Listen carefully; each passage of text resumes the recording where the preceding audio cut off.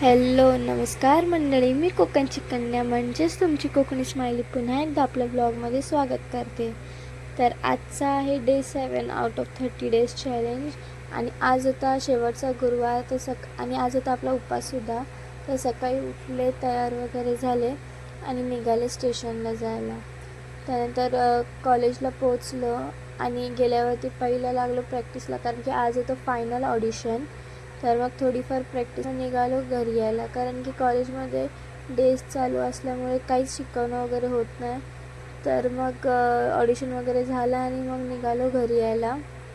घरी आल्याच्यानंतर फ्रेश वगैरे झाले आणि मग घेतलं घट मांडायला.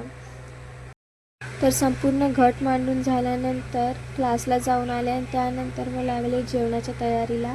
तर शेवटचा गुरुवार होता म्हणून मनात आलं की आज संपूर्ण जेवण आपण बनवावं. तर जेवण वगैरे बनवलं, देवीला नैवेद्य वगैरे दाखवलं आणि मग मी सुद्धा उपास सोडून घेतला. तर आजसाठी एवढंच. तो आपण भेटूयात पुढच्या ब्लॉगमध्ये. तोपर्यंत टाटा, बाय बाय.